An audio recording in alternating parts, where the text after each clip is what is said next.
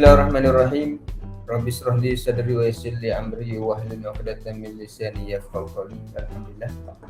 Jadi kita sambung lagi untuk hari ini, iaitu masih lagi dalam chapter 3 iaitu superstructure. Okey, jadi superstructure baru masuk ni awak ni. Mana nak tekan ni? Okey.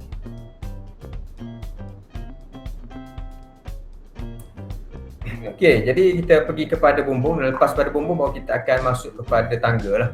So jadi bumbung ni adalah salah satu daripada kategori komponen. Komponen di bawah superstructure. Okey. Jadi kita tengok kepada pengenalan.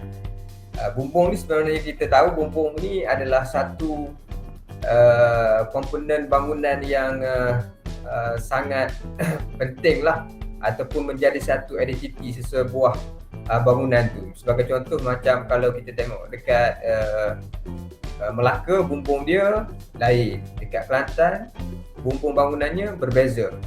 Kalau dekat Minangkabau tu, dia punya bangunan kan berbeza. Ada identiti masyarakat di kawasan tersebut. Jadi itu adalah bumbung lah. Jadi kalau untuk bumbung, kalau kita tengok kat sini, dia punya definisi bumbung ialah merupakan bahagian teratas di dalam struktur sesuatu bangunan. Okey. Okey, ia dibina sama ada berbentuk rata atau curang, yang dibina bagi memberi perlindungan daripada angin, panas dan hujan kepada bangunan.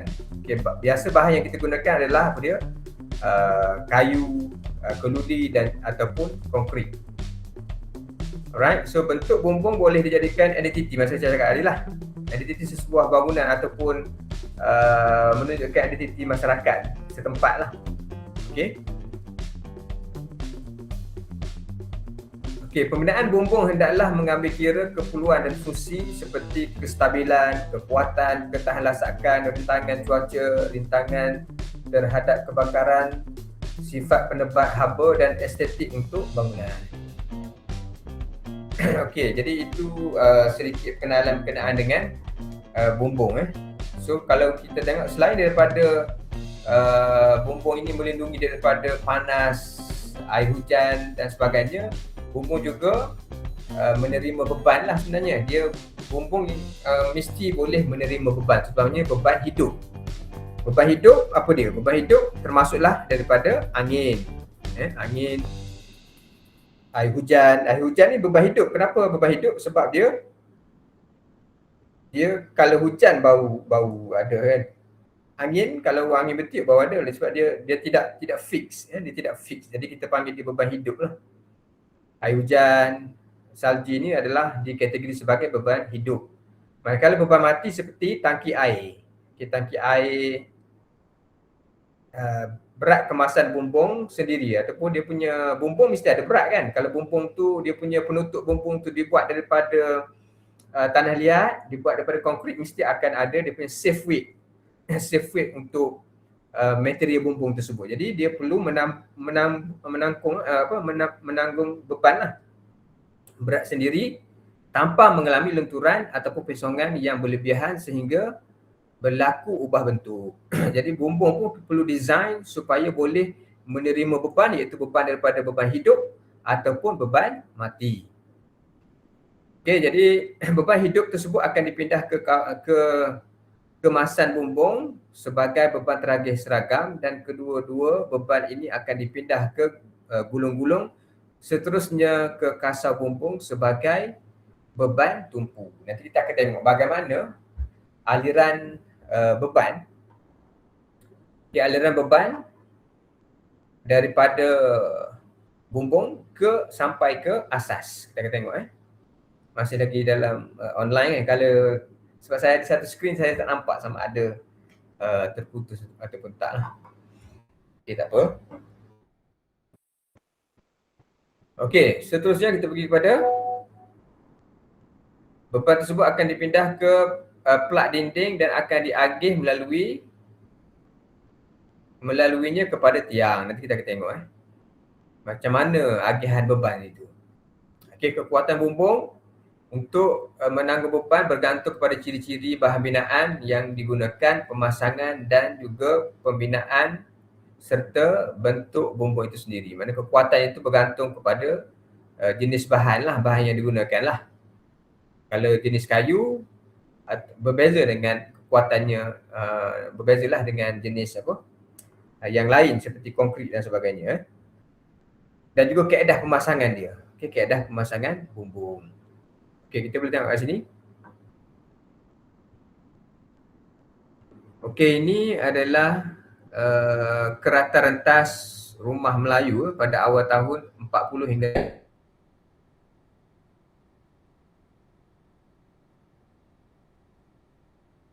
tu. Kalau kita pergi rumah lama-lama, dia tak rasa panas sebab ada ventilation. Pada bumbung itu ada ventilation. Nampak, boleh tengok kat sini. Kat sini daripada tingkap udara akan masuk. Okey, udara panas yang merah ni lah. Udara panas ni dia boleh masuk dan keluar. Okey, dia boleh keluar melalui celah-celah di sini. Di ruang kat sini akan ada ruang udara di bahagian bumbung lah. Okey, jadi udara panas akan keluar. Sebab tu rumah kayu, rumah yang dulu dia sejuk lah sebab ada ventilation. Okey, kalau tengok kat sini, ini dekat tingkap dia akan pun dah boleh masuk udara. Jadi sejuk lah dalam rumah ni. Dekat bawah pun ada ventilation. Kalau rumah dulu, rumah zaman dulu kan dia tinggi kan. Jadi kat sini akan ada ventilation, akan ada udara yang boleh mengalir di bawah dan juga kat dalam tingkat. Begitu juga dekat dalam bumbung. Dalam bumbung pun dia boleh masuk melalui sini Boleh masuk melalui sini dan keluar ke sini. So rumah tu akan jadi sejuk dan selesa untuk dihuni lah. Okay, ini adalah bumbung yang baik lah sebenarnya dari segi sistem ventilation. Okay, yang ni ada agihan arah aliran beban lah. Okay, bumbung tadi kan dia ada dia punya cover. Ini kan penutup bumbung ni cover lah. Penutup bumbung ini dia akan menerima beban hidup, beban mati. Dia akan agih secara teragih seragam. Ke mana? Ke kasau ni. Kasau ni ini. Ke gulung-gulung kepada gulung-gulung. Maknanya kalau ini gulung-gulung, ini dia yang teragih seragam itu adalah daripada cover. Daripada cover.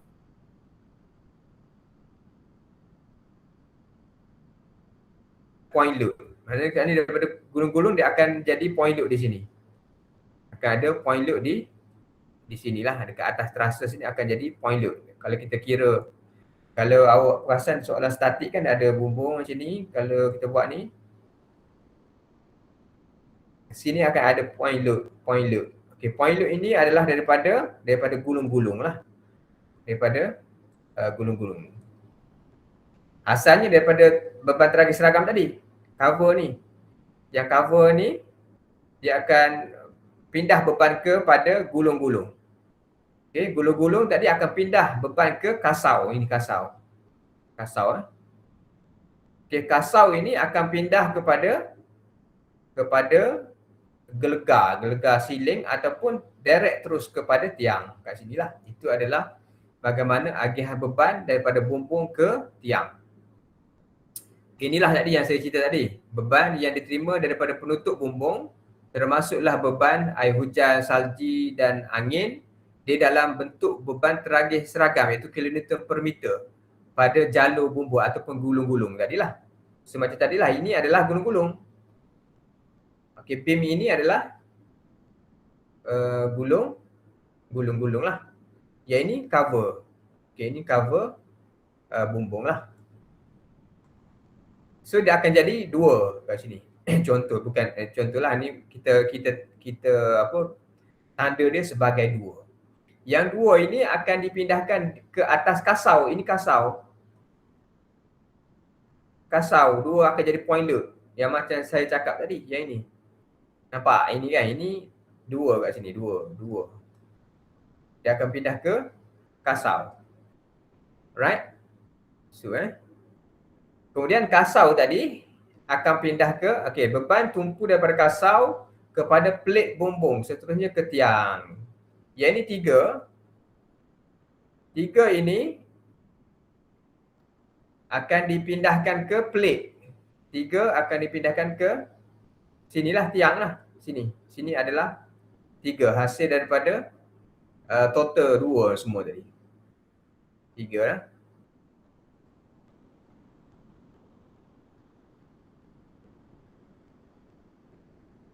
Okey, ke plate dinding ke plate dinding, seterusnya ke tiang. Macam itulah. Okey, faham tak faham yang tu? Untuk agihan beban daripada bumbung ke tiang. Okey, kita pergi kepada jenis-jenis bumbung. Jenis-jenis bumbung. So, yang pertama adalah bumbung curam. Okey, bumbung curam ini mempunyai kecuraman di antara 10 hingga 70 darjah. Ini kita panggil dia sebagai bumbung curam. Okay, ruang kosong pada bumbung memberi sistem pengudaraan yang baik kepada rumah selain ia boleh digunakan untuk tangki, perkhidmatan dan tempat simpan barang lah. Okay, jadi kalau bumbung curam ni kan dia curam macam ni kan. So di dalam ruang kosong ni kita boleh letak tangki air kat dalam ni, kat atas ni. Boleh letak tangki air di dalam ni lah ataupun tempat letak barang. Jadi kalau kita nak letak simpan air, sama ada kita nak buat slab dekat sini ataupun dengan hanya menggunakan kokuda. Tapi biasanya kita akan buat slab lah dekat sini. Kita boleh letak tangki air di dalam bumbung. Okey. Bagi bumbung yang mempunyai kecuraman yang tinggi,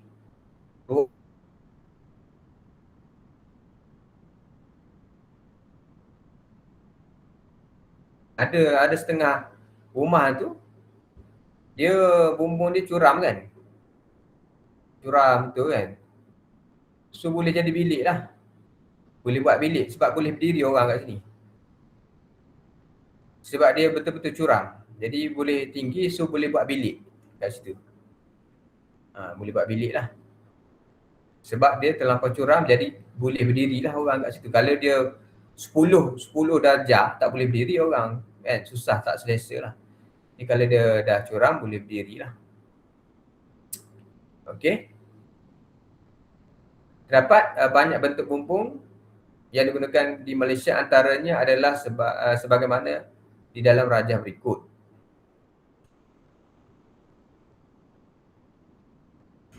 Okey, kasau akan diletakkan di atas plate dinding dengan cerun yang dipilih sehingga ke perabung. Okey, cerun bumbung yang dipilih hendaklah bersesuaian dengan lebar dan tinggi dinding. Okay, walaupun bagaimanapun dewasa ini kita dapat lihat ramai pemilik rumah membuat bumbung lebih tinggi ataupun curam untuk mendapatkan suatu tarikan yang luar biasa. Okey, perlu diingat kecuraman yang tinggi akan menyebabkan kos pembinaan dia akan jadi lebih tinggi lah. Okey, ini adalah bumbung, jenis-jenis bumbung curam. Okey, bumbung curam ni ada 5 kat sini. 5 jenis bumbung curam. Yang pertama adalah couple roof, yang kedua close couple roof, yang ketiga collar roof.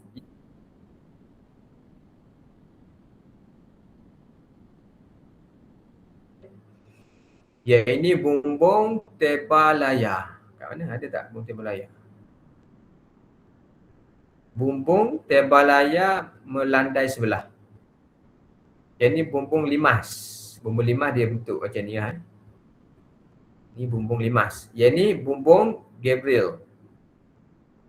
Yang ni bumbung Masat. Yang ni bumbung limas Belanda. Yang ni bumbung layang. Yang ni bumbung rata. Yang ni bumbung tebing layar. Yang ni bumbung pisang sesikat. Ini bumbung pisang sesikat. Ini adalah bumbung Minangkabau. Okey, so yang ni kita panggil dia bumbung limas. Okey, bumbung limas dikategori sebagai bumbung curam sebab bumbung curam tadi definisinya 10 darjah hingga 70 darjah. Jadi yang ni dia still lagi curam lah, ada curam, ada kecuraman je, itu adalah di bawah kategori bumbung bumbung curam lah. Okey. So ini adalah bumbung limas. Okey, bumbung limas dia bentuk dia macam ni. Dia ada segitiga macam ni dan ada segitiga dan juga ada hepsagon. Alright. Okey, yang ini pula struktur bumbung limas. Struktur bumbung limas.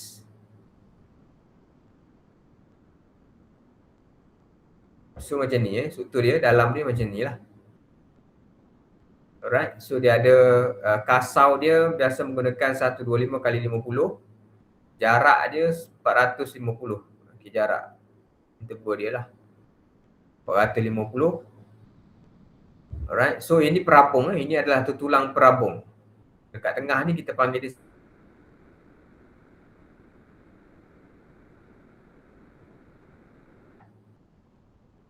okey. Ini kasau yang pendek lah, ini kasau panjang. Okay, kasau pendek dipotong dan dipaku kepada kasau. Okay, ini pelik dinding. Okay, ini adalah pelik dinding lah. Pelik dinding biasa saiznya adalah 100 kali 75 mm. Ini kayu yang di atas pada tiang tu dia ada sebelum kita rest pada tiang dia ada pelik dinding lah. Yang mana pelik dinding itulah yang akan transfer load kepada beam ataupun dinding. Okey, yang ini dipanggil bumbung limas Belanda. Okey, Dutch gobel roof. Yang ini adalah bumbung limas Belanda, nampak macam ni Okey, cantik jugalah bumbung macam ni Yang ini bumbung tebing layar. Ini bumbung tebing layar di mana nampak macam kapal layar kat sini kan. Okey, bumbung tebing layar. Okey, bumbung tebing layar melandai sebelah. Ini bumbung tebing layar melandai sebelah. Ini tak sama panjang lah. Satu pendek, satu panjang lah. Pendek sini panjang Sebelah sini panjang. Ini pendek. Okey, bumbung tebing layar ataupun gobel gobel roof dia punya struktur dia lah, struktur dalam untuk bumbung tebing layar. So kita boleh tengok dia punya kasau dia pakai 100 kali 38 mm disokong oleh alang. Dia ada alang iaitu kayunya adalah 150 kali 50. Kemudian disokong oleh kekuda kayu berjarak 1.8 meter. Susah juga nak buat ini. Ini dia punya pengikat siling. Kemudian ada gelegar, topang. Ini topang. Alang, mana alang? Alang yang ni tengah ni. So ini papan perabung ataupun tutulan perabung atas ni 175 kali 25. Ini sambungan kayu dalam kekuda dibol melalui penyambung kayu. Okey. Okey, ini pula bumbung apa? Bumbung layang bumbung layang. Biasa rumah TMB Biasa dia buat rumah yang rumah TMB lah sebab dia satu macam ni Mudah nak buat ni. Okey. Bumbung layang dia panggil kat sini. Yang ni bumbung apa? Ini bumbung sesikat, bumbung pisang sesikat. Pisang sesikat. Macam ni. Ini pun sama. Yang ni bumbung apa? Bumbung Minang Kabau. Bumbung Minang Kabau yang menjadi identiti bagi Negeri Sembilan. Okey. Orang Negeri Sembilan je lah boleh buat kot. Okey. Mana tadi ni? Baru masuk ni.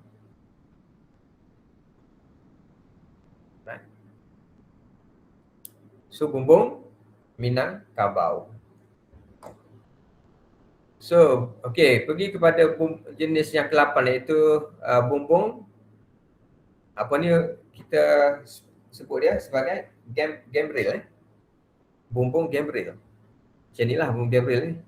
Jadi biasa bumbung gambrel ni kita jarang tengok di Malaysia lah.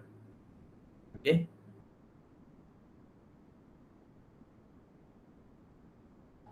Okay, miansak pun jarang. Ada lah, kalau kita tengok, kalau bentuk macam ni ada lah. Ini biasanya bangunan kedai lah, kita boleh nampak. Right. Yang ini apa dia? Okay, bumbung curam bagi bangunan yang sederhana. Inilah jenis-jenis bumbung curam. Okey, kalau kita tengok dari segi tradisi Melayu, bumbung-bumbung mengikut negeri, kalau tengok kat sini, yang ini adalah bumbung di negeri apa ni, Kedah. Ni Kedah macam ni. Kemudian Penang macam ni, Penang dengan Kedah dia lebih kurang sama. Okey.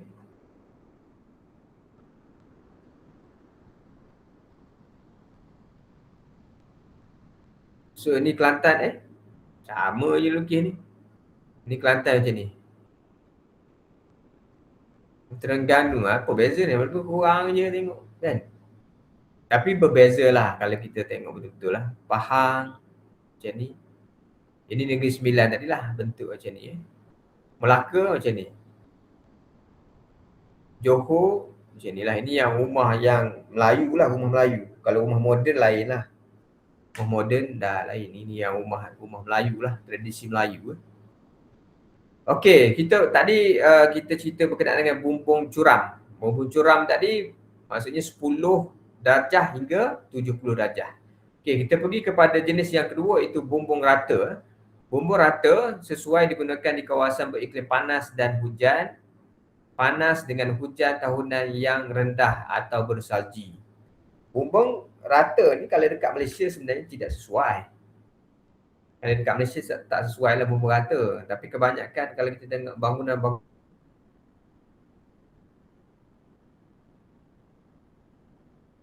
kenapa tidak sesuai? Sebab kita ni hujan panas. Hujan panas. Kalau kat sini, dia kata sesuai digunakan untuk kawasan yang beriklim panas dengan hujan tahunan yang rendah. Kita panas hujan, ada hujan tu banyak. Jadi tak sesuai dengan bumbung rata. Sebab apa? Sebab dia rata. Kan? Kalau rata, nanti kalau hujan je, nanti air bertakung. Kalau air bertakung, dia akan jadi bocor lah bumbung tu. Jadi sebab itu tidak sesuai di kawasan beriklim macam Malaysia lah. Kebanyakan di Malaysia bumbung dia jenis yang curam. Okey, bumbung ini adalah bumbung yang mempunyai kecuranan tidak melebihi 10. Jadi kalau untuk yang curam dia 10 hingga 70. Kalau yang rata kurang daripada 10. Bawah daripada 10 darjah. Okay, ia dibina sama ada dengan menggunakan konkrit, kayu, kaca dan sebagainya. Kebanyakan kita boleh tengok flat roof ni dibina melalui reinforcement konkrit. Okay, kelebihan bumbung rata berbanding bumbung curam ialah permukaan atas bumbung boleh digunakan untuk meletakkan tangki air dan menjalankan aktiviti riadah seperti membuat gelanggang badminton, ampaian, tanaman dan ruang rehat. Ialah bumbung macam kita panggil apa, rooftop lah kan. Kalau dekat Kuching ataupun dekat Kuching, kalau saya pergi Kuching tu, dia orang banyak buat kedai makan dekat rooftop. Kita pergi ke atas banyak kedai makan. Kita boleh tengok kat situ kan. So boleh buat aktiviti lah dekat atas tu. Tetapi kalau yang banyak hujan, dia akan menyebabkan kebocoran lah. Kalau dekat negara-negara macam India kan, dekat India dia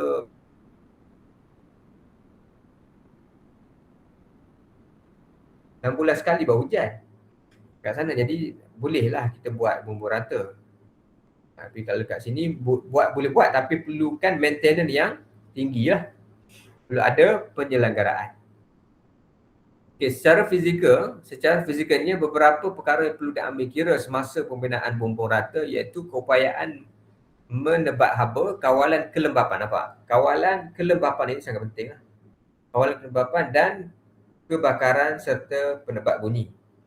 Okey, penebak haba adalah penting untuk menjamin suasana dalaman bersih, melindungi kemasan dari kelembapan dan mengurangkan penggunaan tenaga. Okey, kawalan kelembapan dengan menggunakan lapisan kalis air untuk melindungi bumbung rata dari air hujan dan mengurangkan risiko kerosakan pada bumbung.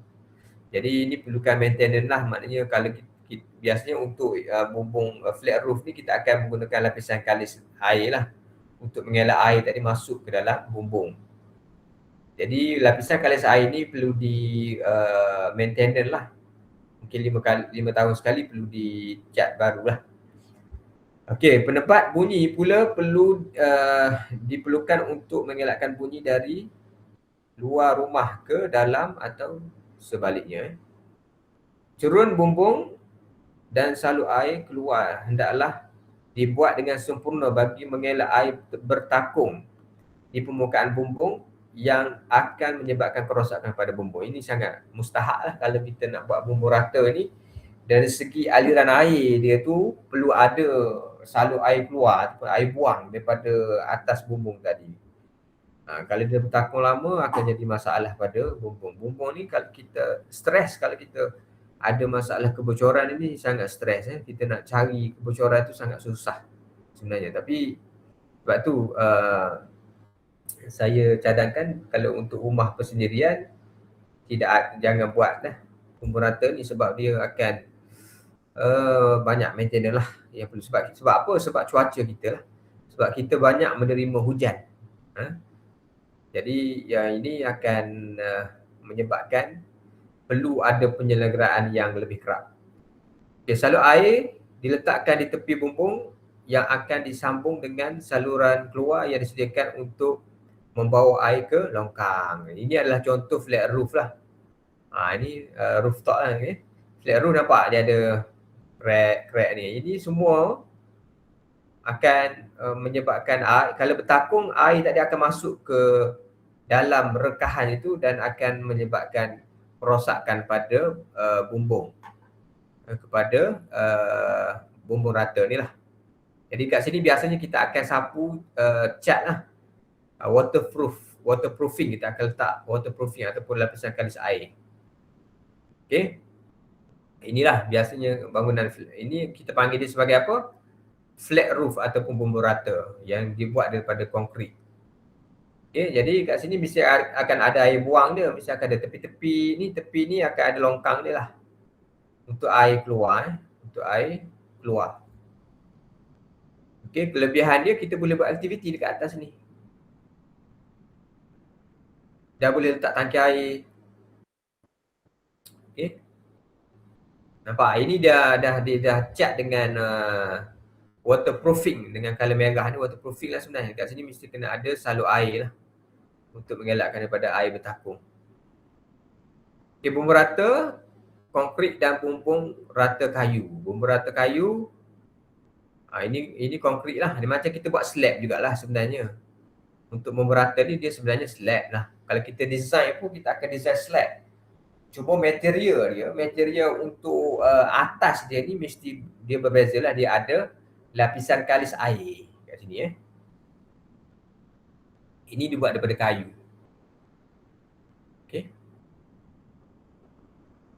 bumbung rata bagi bangunan yang berkompleks. Biasanya ini keluar mall Ini keluar mall. Bumbung rata ni kita jadikan sebagai tempat parking lah. Kalau bangunan yang tinggi-tinggi biasanya dia buat daripada flat roof. Okey. Yang ni dekat Batu Pahat Mall. Ini kat mana ni? Ini dekat JB kot Ini dekat JB rasanya. Okey, yang ketiga. So kita pergi kepada yang ketiga iaitu jenis bumbung yang lain. Jenis bumbung yang lain terdapat juga pelbagai jenis bumbung lain seperti kubah yang dibina untuk tujuan seni bina, identiti bangunan dan kejuruteraan. Okey, pembinaan jenis bumbung sebegini memerlukan kemahiran dari segi reka bentuk dan pembinaan yang secara langsung akan menyebabkan kos pembinaan yang tinggi. So inilah kan, ni bangunan masjid dia kubah lah, bumbung kubah. Bumbung kubah. Okey, ni contoh bumbung kubah ni. Ini masjid apa ni? Kristen, masjid Kristen ke ni? Kalau orang Terengganu tahu kot. Ya. Betul Okey, so yang ni bumbung lengkung. Okey, bumbung lengkung. Okey, ini dekat overseas lah. Yang ni bumbung organik. Bumbung organik. Dibuat daripada steel ataupun material yang tahan karat lah.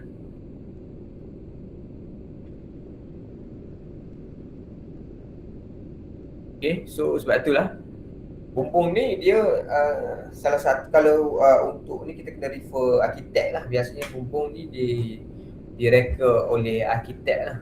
Arkitek untuk menunjukkan nilai estetik kepada bangunan tersebut lah. Okay. So ini pun nampak bumbung membran. Okay. Pemilihan jenis bumbung. Okey, faktor pemilihan jenis bumbung. Apakah faktor-faktor pemilihan jenis bumbung? Yang pertama adalah nilai estetika. Yang kedua, kita kena cek ekonomi juga. Yang keempat, cuaca. Yang ketiga, cuaca dan kehendak cahaya. Cuaca dan juga kehendak cahaya. Kemudahan penyelenggaraan, bebanan bumbung, kemungkinan ubah suai, saiz dan bentuk bumbung. Okay, ini adalah antara faktor-faktor pemilihan bumbung.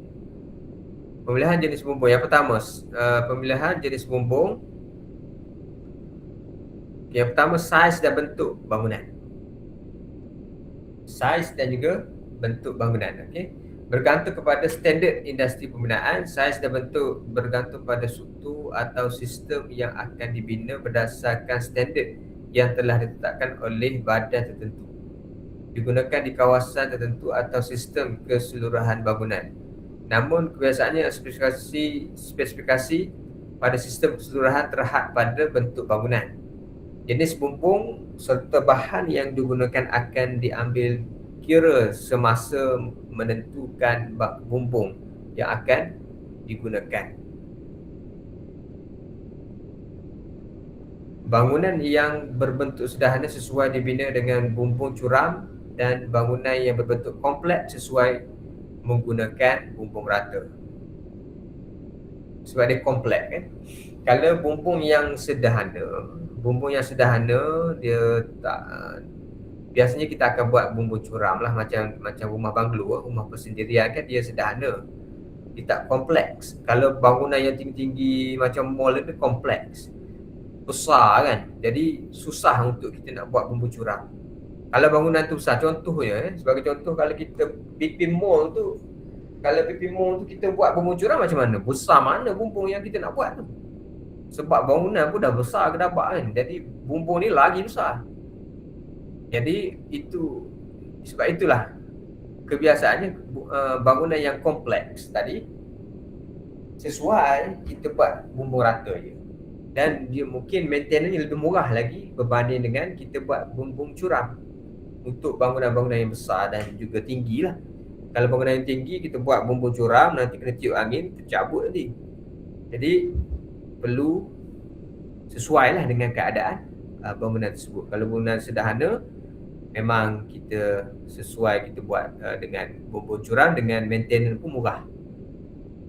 Kalau kalau rumah yang sederhana kita buat flat roof, nanti jenuh kita nak repair sebab bocor je. Okey. Dekat situ lah ada pro and con kat situ Alright. So yang kedua, nilai estetika ya. Nilai estetika. Nilai keindahan sebelum jadi menentukan jenis bumbung. Biasanya bumbung curam adalah sesuai bagi bangunan kecil, dan bangunan rata pula sesuai untuk bangunan yang besar. Ini seperti mana yang saya ceritakan tadi lah. Kenapa bangunan besar tidak sesuai kita buat bumbung curam kan? Macam saya tadi lah, dia akan jadi besar bumbung tu, akan jadi kos pula kalau kita buat bumbung curam pada bangunan yang besar. Lebih baik kita buat flat roof je, terus konkrit je, siap terus. Tinggal lagi kita maintain je kat atas tu supaya dia tidak bocor. Alright. Masih lagi yang kedua, iaitu nilai estetika. Estetika berasal dari perkataan Yunani kuno ataupun estesis. estesis. Okey. Bukan tesis kot, tesis FYP ni. Estesis okey, estesis yang bermaksud perasaan. Perasaan. Ciri-ciri dia kreativiti, keseimbangan, komposisi, kesatuan, irama dan juga warna. Kepentingan nilai estetika menarik perhatian pembeli, memberikan pandangan yang harmoni, menunjukkan warisan budaya. Inilah. Okay, sebab itulah bumbung ni memang kalau kita nak pergi rumah apa? Rumah girlfriend kita kan. Kita daripada jauh dah nampak dah. Oh, tu bumbung. Dah nampak kan? Bumbung ni daripada jauh kita dah nampak dah. Jadi sebab itu dia jadi bumbung ni satu apa? Bentuk nilai estetika kat situ. Sebab dia bumbung ni adalah struktur yang paling tinggi. Jadi dia boleh nampak daripada jauh dah nampak kat situ. Okey.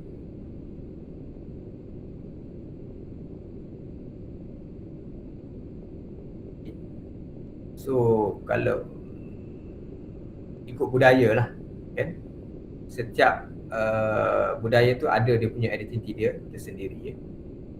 Okey, pemilihan jenis bumbung. Yang ketiga iaitu ekonomi. Kos pembinaan dan penyelenggaraan dari semasa ke semasa hendaklah diambil kira dalam menentukan pemilihan jenis penutup bumbung atap ataupun atap. Dia tadilah macam kalau rumah yang kecil yang sederhana kita buat bumbung curam, kalau yang besar kita akan buat flat roof.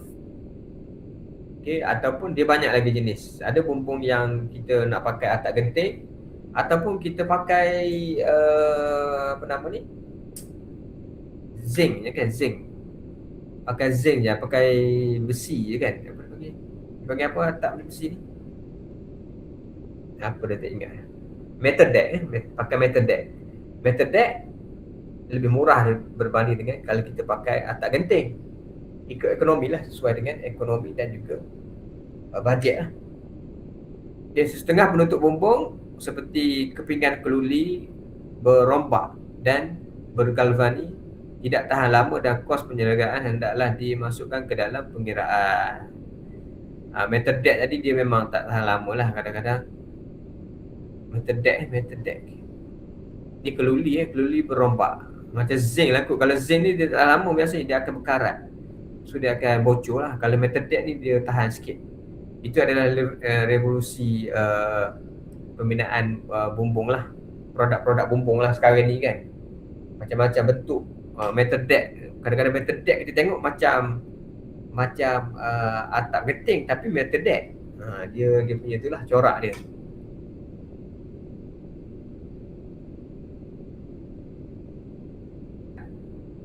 Okay, bumbung perlu diselenggara dari masa ke semasa untuk memastikan ia dapat berfungsi dengan baik. Penyelenggaraan yang dilakukan adalah seperti untuk membersihkan dan memperbaiki kerosakan. Okay, tinjauan, pemeliharahan, inspection, maintenance, friendly, repair dan juga replacement. Prosedur tahap untuk penggunaan sistem bumbung secara maksimal. Okay, jadi kalau kita nak memastikan jangka hayat bumbung kita lebih panjang, makna perlu ada inspection, perlu ada maintenance, repair dan juga replacement lah. Kalau kita biarkan itu nanti dia akan cepat rosak. Okey, yang kelima iaitu kemungkinan ubah suai. Okay, penggunaan mungkin ingin menukar kemasan yang digunakan untuk bumbung dari semasa ke semasa. So pun kita kena plan jugalah. Kemungkinan ada ubah suai dan sebagainya. Kita fikir okey, tak apa sekarang kita pakai dulu atap nipah ni dulu. Kan? Mungkin next nanti ada modal kita tukar dengan atap zinc. Atap bergalvani lah. So biar boleh masuk lah, maknanya kita buang atas dia punya penutup je, nanti kita gantikan dengan metal deck. Okay, kemungkinan ubah suai.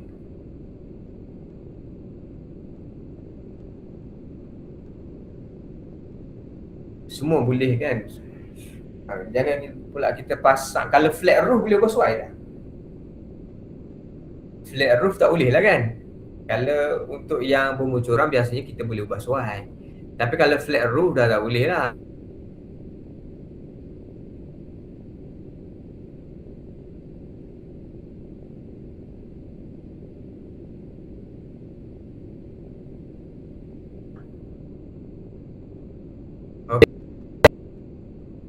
Okey, pemilihan jenis bumbung.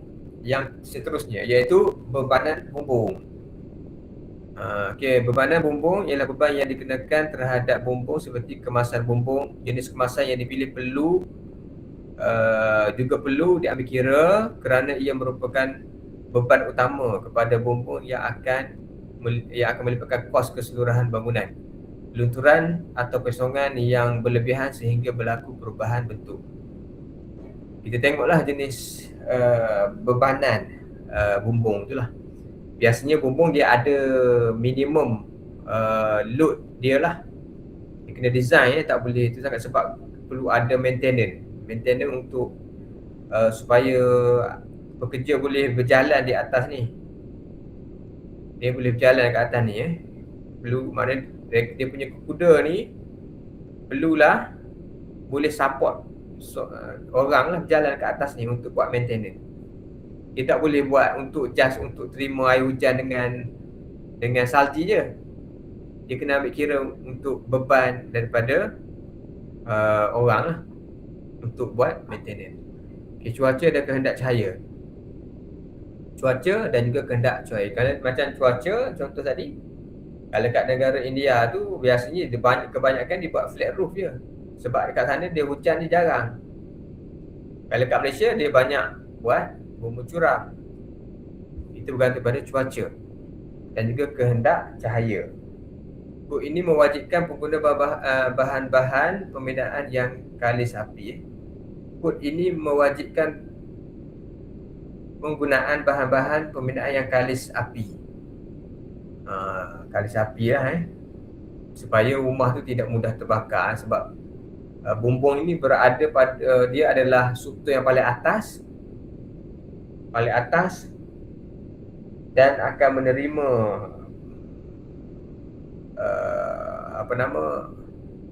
haba daripada cahaya matahari lah.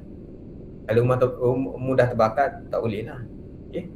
Pemilihan bahan sesuai dengan cuaca setempat. Bumbung yang hendak dipilih mestilah sesuai dengan cuaca di kawasan tersebut. Contohnya, bumbung curam sesuai di Malaysia kerana mengalami hujan sepanjang tahun berbanding dengan bumbung rata. Okey, komponen. Okey, kita pergi kepada komponen ataupun anggota bumbung pula.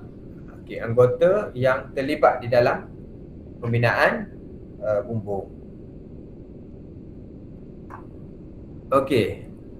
Istilah anggota bumbung perlu difahami sebelum pembinaan bumbung dilaksanakan. Penggunaan anggota bumbung adalah bergantung kepada kelebaran rentang yang digunakan. Di antara anggota tersebut ialah yang pertama plak dinding. Okey, plak dinding inilah. Ini kan beam. Ni beam ya. Yang ni dekat atas dia ni, ini roof beam lah kan, roof beam Roof beam, dekat atas ni kita akan pasang plate dinding. Okey. Plate dinding biasanya saiznya adalah 50 x 100 ataupun 50 x 75 mm. Okey, plak dipanggil plak. Plak dinding ini akan diletakkan pada atas mortar yang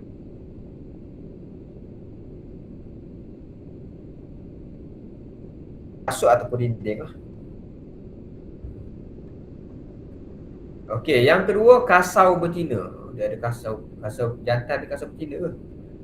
Kasau betina kita tengok satu-satu Kasau betina dekat mana ni? Kasau betina. Kayu yang diletakkan di atas plate dinding bertemu dengan perabung dan akan menerima beban dari gulung-gulung.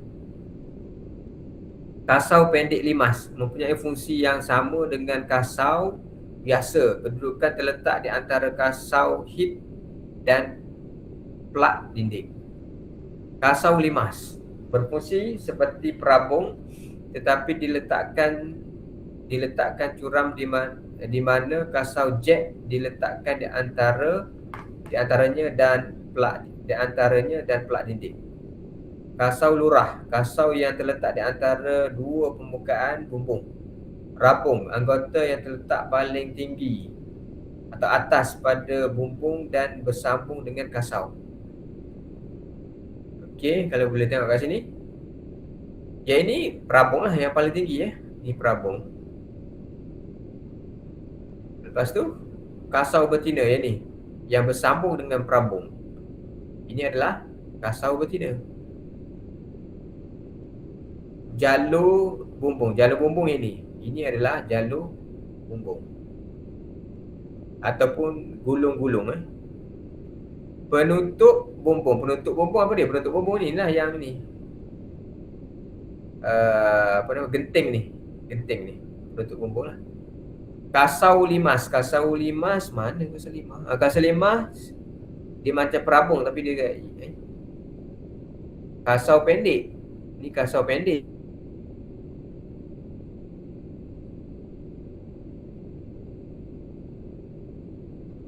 Okey, so yang ini pula lurah. Ini kita panggil lurah, tempat air lalu lah. Ini lurah. Yang ini tadilah perabung paling atas sekali. Yang ini limas. Yang ini kemasan bumbung ataupun penutup bumbung lah. Yang ini lah semua ni kan.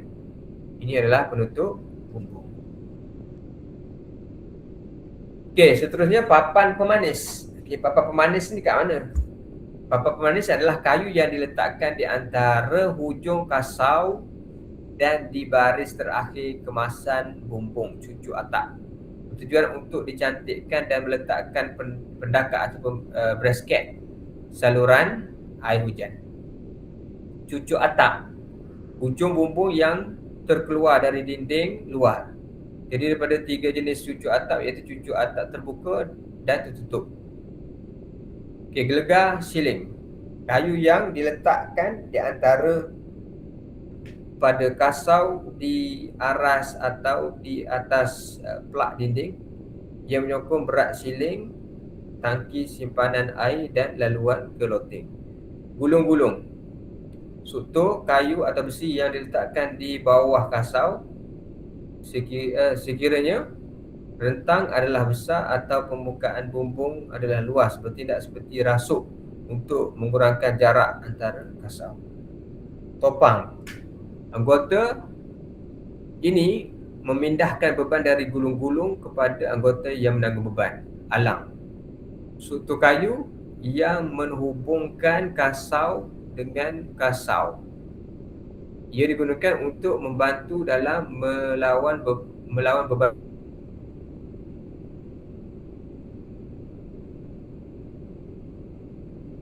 Inilah ni yang papan ni. Ini kan ini kita panggil papan pemanis, ditutup lah. Bau cantik. Ini adalah papan pemanis. Kalau cucuk atap tu, ni cucuk atap lah.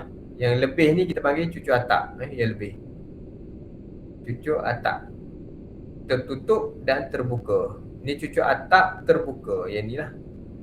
Cucuk atap terbuka. Yang ni tertutup. Okey. Alang ni dekat sini, saya pun susah juga nak beza ni. Ini alang. Ini alang. Yang ni kasau. Gulung-gulung yang ni yang melintang tadi, yang melintang. Yang ni topang. Yang ni rasuk bumbung.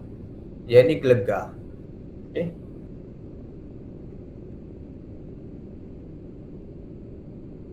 Kekuda boleh dibina semasa di tapak bina atau telah siap dikilang. Okey, kekuda tadilah. Kekuda ini trusses yang ni. Okey. Trusses ni.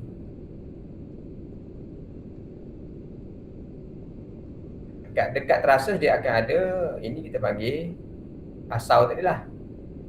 Yang ni topang kat dalam ni. Kalau gulung-gulung yang atas ni, ini yang ke sana ni. Ini adalah gulung-gulung lah. So trusses ini biasanya kita akan buat di tapak ataupun kita boleh order siap daripada kilang lah. Okay, pembinaan di tapak agak sukar berbanding dengan kekuda yang telah disiapkan di kilang. Susah sikit lah nak pasang di tapak sebab nak pasang kekuda ini memerlukan kawasan yang luas, kawasan yang besar. Kalau tempat kita sempit, susah lah kita nak pasang di tapak lah.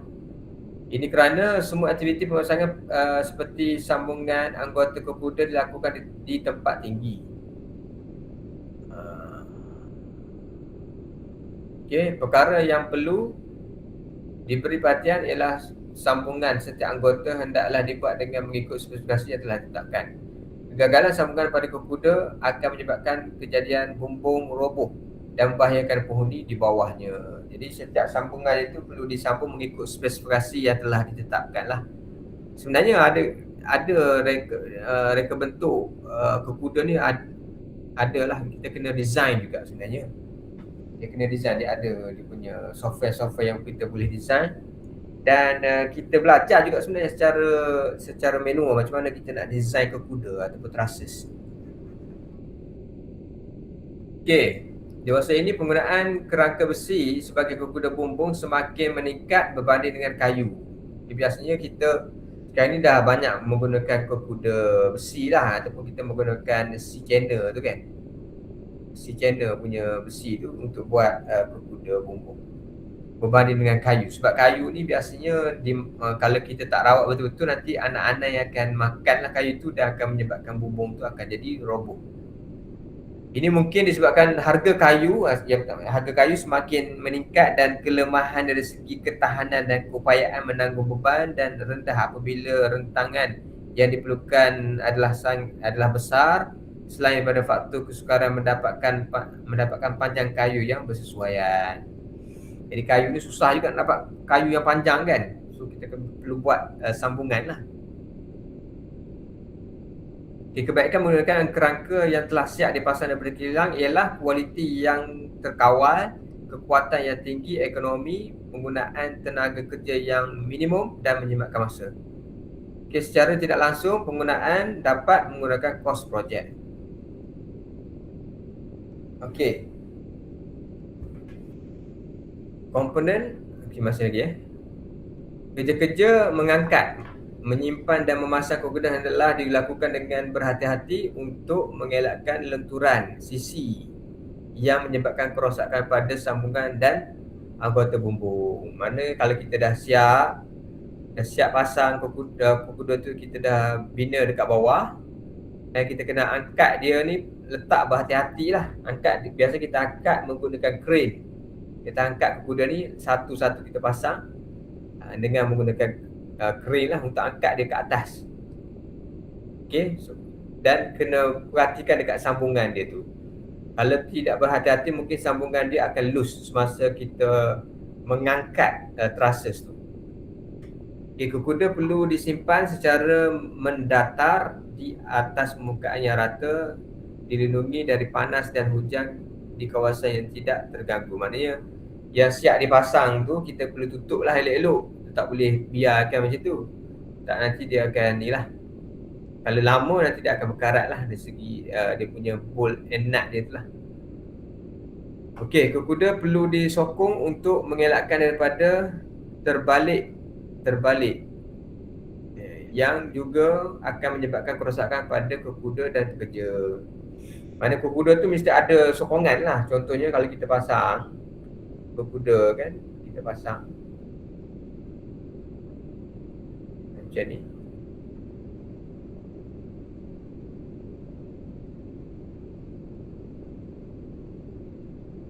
Kat sini.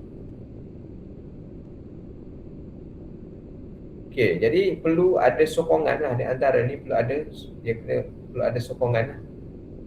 Mesti ada penstabil dia. Mesti lepas ni dia akan ada dipanggil apa? Cross bracing lah. Dia ada cross bracing untuk penstabilan. Cross bracing steel lah untuk menstabilkan trusses tadi daripada terbalik lah. Dia mesti akan ada besi yang cross di antara trusses dengan trusses tadi untuk menstabilkan, untuk mengelakkan dia daripada terbalik ya. Okay, crane dan mesin mengangkut barang sesuai digunakan untuk aktiviti ni. Macam saya cakap tadi lah, biasanya kita akan menggunakan crane untuk angkat trusses tadi, letak di atas roof beam dan diikat dengan menggunakan bolt and nut lah, dan distabilkan dengan sokongan tadi lah seperti braces. Okay, ni macam ni lah tadi kan. So dia akan angkat menggunakan crane ni, tinggi ni, angkat dia, kita letak dan kita akan ikat lah bolt kat sini. Nanti di antara ni mesti akan ada besi braces nanti, antara ni nanti mesti akan ada supaya dia lebih stable. Dia biasanya akan sambung ke atas ni, akan ada penyambungan lah, dan akan ada besi braces untuk menstabilkan kita punya kekuda supaya tidak terbalik. Okay, ini bumbung yang telah siap, dia diangkat lah dan dipasang dengan menggunakan crane. Okay, aktiviti pembinaan bumbung merupakan aktiviti yang berisiko kerana faktor ketinggian. Okay, untuk nak bina bumbung memang faktor yang faktor keselamatan perlu diambil berat semasa kita membina bumbung, kerana bumbung tempat yang tinggi bahaya. Jadi perlu pakai abah-abah lah. Yang buat pekerja ni dia pakai abah-abah untuk memastikan keselamatan pekerja lah. Okay, selain itu, pemasangan jaring keselamatan di sekeliling bangunan akan menghalang objek jatuh ke bawah dan mengelak bahaya kepada pekerja lain. Ini penggunaan abah-abah untuk pekerja di bahagian bumbung. Okay, yang keempat iaitu kemasan bumbung. Kemasan bumbung. Pemilihan kemasan bumbung adalah berdasarkan kepada ciri-ciri, iaitu yang pertama, kuat dan tidak mudah berkarat. Ini kemasan bumbung lah. Kemasan bumbung hendaklah mampu menanggung beban yang akan ditanggung seperti beban angin, air dan salji sekiranya ada, dan tidak mudah karat bagi mengurangkan kos penyelenggaraan.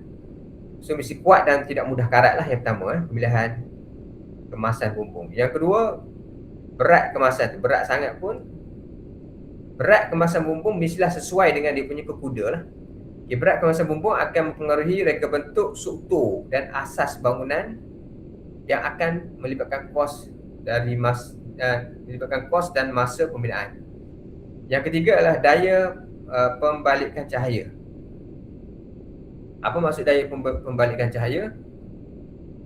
Ia sangat diperlukan bagi memastikan keadaan di dalam bangunan sentiasa selesa kepada penghuni. Maknanya pembalikan cahaya lah. Maknanya kemasan bumbung itu, cahaya matahari dipancar, dia akan pantul balik haba tu. Dia pantul balik haba tadi dan menyebabkan kuranglah haba yang tembus di bawah ini. Okey, sebab dia boleh membalikkan cahaya lah, dan akan mengurangkan haba yang masuk ke dalam bumbung. Yang keempat adalah kecantikan. Yang keempat baru kita tengok cantik lah. Okay, kemasan bumbung boleh memberi identiti dan meningkatkan nilai estetika sesebuah bangunan. Yang terakhir adalah kos. Kemasan yang dipilih hendaklah sesuai dengan kos yang diperuntukkan dan kos bangunan itu sendiri serta kos penyelenggaraan sepanjang hayat bangunan. Okey, terdapat pelbagai jenis kemasan bumbung yang terdapat di pasaran ketika ini. Antaranya ialah yang pertama, kepingan aluminium. Kepingan aluminium, keluli bersalut zinc, asbestos dan juga genting. Ini semua adalah, yang kita tengok ni adalah kepingan aluminium lah. Terdapat pelbagai pilihan warna dan corak, pelbagai saiz boleh dipotong ikut keperluan pengguna. Pemasangan lebih cepat dan kos murah. Ni kalau kita guna aluminium lah ataupun metal deck. So bumbung metal deck kita boleh potong ikut kesesuaian rumah kita lah. Okey, ini adalah atap genting. Atap genting, okey, ada banyak jenis reka bentuk mengikut bahagian-bahagian bumbung. Di antara bahan genting atap yang pertama ada juga dibuat daripada konkrit, Dan ada dibuat daripada seramik, ada dibuat daripada slag, ada dibuat daripada single, ada dibuat daripada komposit. Komposit ni campuran lah. Okey, terdapat berbagai pilihan warna dan corak dan saiz. Yalah. Okey. Kalau tak menggunakan daripada seramik ni agak sejuk lah sebenarnya. Sebab seramik ni dia boleh, sebab tu kalau orang dulu kan dia letak tempayan dekat air dalam tempayan kan sejuk. Air dalam tempayan kan sejuk. So kalau kita buat daripada seramik, jadi dia lebih sejuk lah. Haba tu akan kurang lah masuk ke dalam rumah. Okey, so yang ni asbestos. Ini contoh bumbung dibuat daripada asbestos. Yang ni genting konkrit. Ini buat daripada konkrit. Dibuat daripada simen campur pasir lah. Okey, yang ni dibuat daripada keluli. Yang ni dibuat daripada zinc. Zinc ini senang berkarat lah. Sebenarnya kalau lama dia akan berkarat dan bocor lah. Okey, pemasangan kemasan bumbung genting konkrit. Okey. So dia akan pasang dawai dulu. Okey, pemasangan dawai mata punai. Okay, dawai mata punai dipasang pada rangka bumbung. Ni dipasang kat sini dawai mata punai.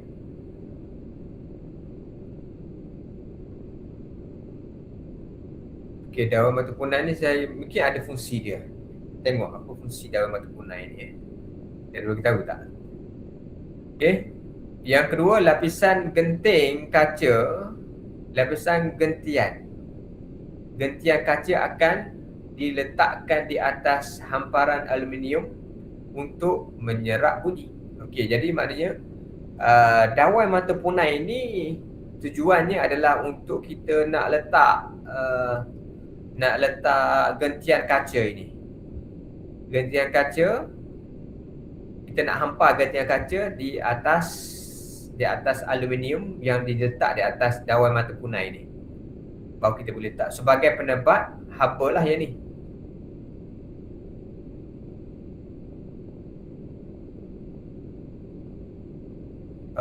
Bunyi, menyerap bunyi. Kerana kalau kita pakai zinc, kita pakai genting ataupun zinc, tidak letak penyerap bunyi ni, nanti bising. Masa hujan nanti dia akan bising.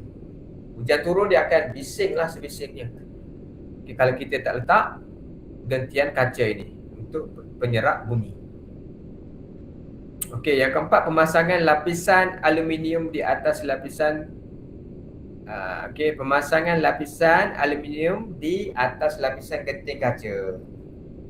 Okey, dia letak gentian kaca, kemudian kita akan letak aluminium dekat sini bawah dia sebelum kita letak genting ni.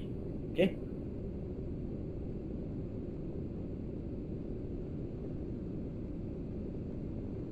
Kemudian kita akan bol lah. Kita akan bol lah untuk penyambungan untuk penyambungan ke kuda bumbung. Penyambungan ni mestilah ikut spek lah. Ikut dia punya plan. Kalau ada kena pakai 4 lah bol nut ni. Kalau kat sini 2. Sini dah letak 3. Kita kena ikutlah dia punya spek untuk penyambungan. Okey, kimpalan. Ini kalau kimpalan lah, kalau menggunakan kimpalan dia akan welding lah kat sini. Okey, kalau yang ini menggunakan gesek. Gesek apa dia? Gesek ni inilah plate ni untuk menyambung, untuk penyambungan ni. Menggunakan gesek, nanti kita akan skru je sini untuk buat penyambungan kayu ke kuda. Okey, pemasangan kemasan bumbung yang tidak sempurna menyebabkan kebocoran pada bumbung. Jadi kalau kita pasang salah step ataupun tidak sempurna, dia nampak ini tidak sempurna ni. Ada ruang kat sini. Nanti air bocor ni kat sini. Ini pun sama, ada ruang ni, nampak. Ini besarnya ruang ni. Ini kalau hujan banjir rumah ni. Kat bawah ni kan. Okey, nampak. Ini disebabkan oleh kebocoran, memang tension lah kalau kita dapat rumah macam ni Kerosakan pada silin disebabkan kebocoran pada bumbung. Nampak habis lah. Electrical wiring semua akan jadi habis. Kacau lah. Okey, punca dan tanda kebocoran bumbung.